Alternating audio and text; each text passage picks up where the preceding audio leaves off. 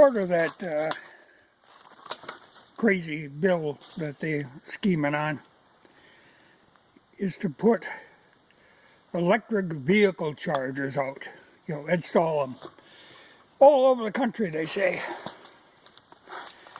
Well, they really aren't. They're going to end up, most of them are going to be in California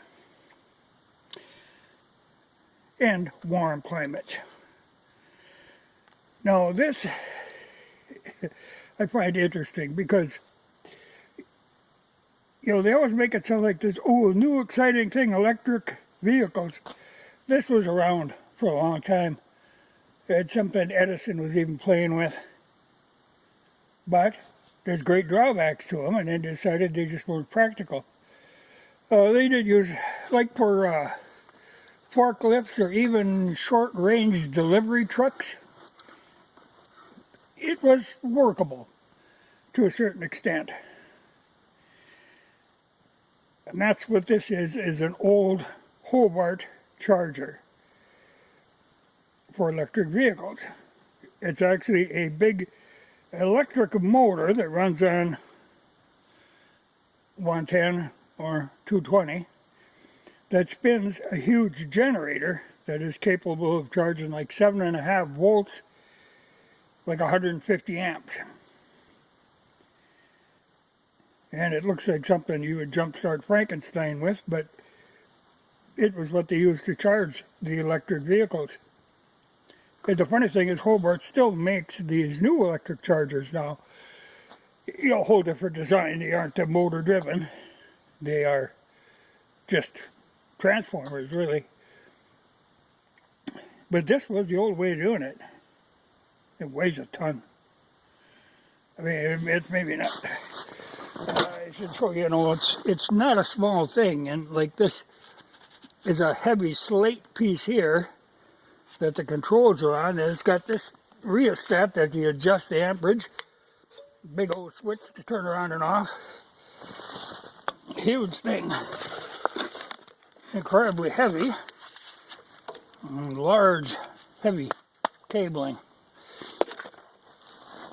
I got it from a guy who was going to use it for electroplating, and he gave up the idea.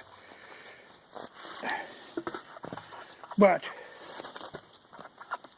okay, here's the thing that bothers me now with these electric chargers that they want to put out. In the first place, like I say, cold areas, electric vehicles simply don't work.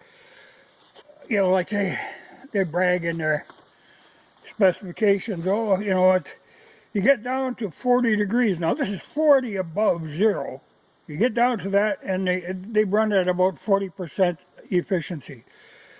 Well, that, if you start getting below zero, you are just plain screwed.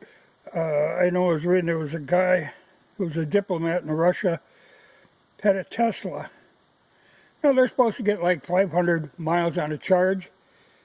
20 below, he figured maybe 100, maybe. He always figured he was lucky to get back anytime he went anywhere. Like for me, there's no way I could go into town and come back, And so you got to have them charged someplace. Minimum amount of time is like a half hour to put some sort of charge on them. Well, you can't be, like a gas station, you go in, fill gas, and you're out of there 5 minutes. No, a half hour minimum with electric vehicle. And like I said, cold weather, they're just going to croak on you anyway, especially if you have to run the heater. But they're really pushing that. I could see you could possibly sell some in this area, but it'll only be to people. It'll only be as a second or possibly a third vehicle. Because they're going to have some big SUV that they're driving all the time. But they'll get this electric one just to be cool, and they'll run it a little in summer. Maybe let the daughter take it to school, that sort of thing.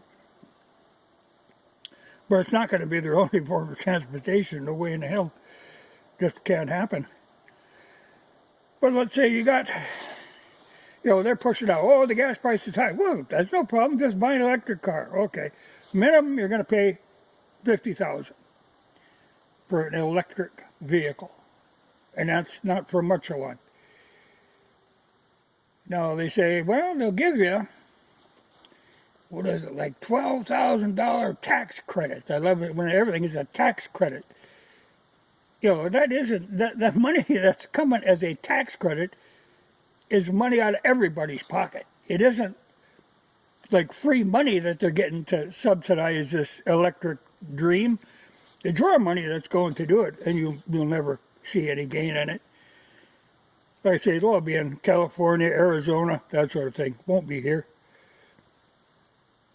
You know, I think if they want to do like subsidies and stuff, they should do it on the state's own hook, not on the country's hook. But that's what they want to do. You know, they want to get everybody into electric. It's funny, you know, you see they come out with these prototypes now where they convert things to electrics. I saw one where they had converted like a 75 Ford pickup. A hell of a job to convert it, you know, to run electrics. And then it weighs way more than the pickup did originally. So you cut your payload way down, besides the box being full of batteries already. And then it had very limited range.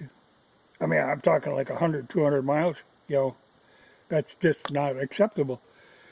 They did the same thing with, I think it was a 64 Ford pickup. Or Chevy pickup, yeah. And there again, box plumb full of batteries. There's actually a company that makes conversions, like for my old Volkswagen bus, for a mere $75,000. You can convert that to run on batteries. Though it weighs an extra 500 pounds more than the vehicle used to weigh, which is a hell of a lot in a Volkswagen. And I think the range was, it was under 200, you know. You know, it's simply not practical. You know, like I say, they have tried this stuff before, and it proved itself just not to be workable on any kind of scale. Just not efficient. But yet they want to push that through and make us pay for it. I don't care for that. You know, there's absolutely no benefit to normal people for this electric vehicle stuff. But they're really pushing it. In fact, I saw in England now, I think they got, like 13 years from now, they're going to outlaw, you know, they've got this set up, they're going to outlaw motorcycles that are powered by gas. They have to be powered electrically. Well, that's simply going to kill the motorcycle industry. You know, it's funny because they make these rules, although the technology is not there to do it, but the theory is that if they make the rules, then you will be forced to invent the technology to do it. Well, there's limits to that. You know, like for a while there, they were pushing like the hydrogen vehicles. That was going to be the thing. Well, I don't even hear any more about that. For a while, it was the E85. I don't even know if there's pumps around for that anymore. But they're huge boondoggles when they go off these, try to force these methods of transportation on you. You know, odds are I will never be an electric vehicle, though I guess I've been in an electric golf cart one time, and that evidently works.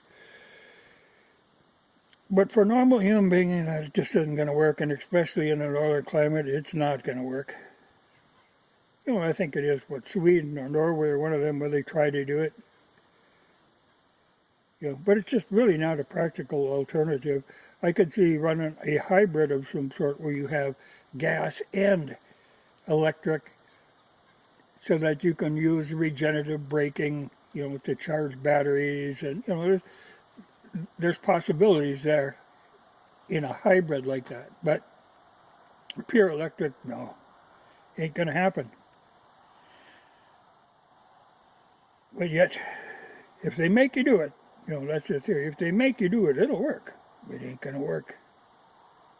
Then you can go back, ask Edison. Didn't work for him.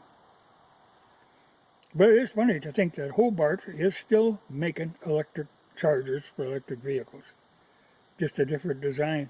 But I see them all over, listed. But it's going to be a nightmare for traveling if somebody tries to go any distance with an electric car. You can't stop someplace and charge for like 6 hours, which is what it really takes. And if it's colder, it takes a hell of a lot longer. There'll be people scrambling. And then a big part of the problem, like I said, the battery technology isn't there.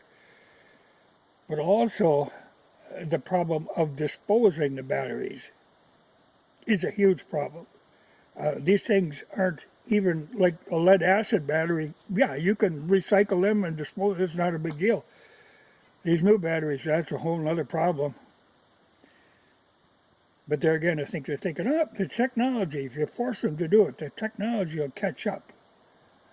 But it won't. And you'll be sitting with landfills full of tremendously polluting batteries. But they don't think ahead. And even just like in California, where they can't keep the lights on as it is, and they want to make everything electric, so they end up having to buy power from other states. Just not practical. But I don't know, these people being practical isn't part of their agenda.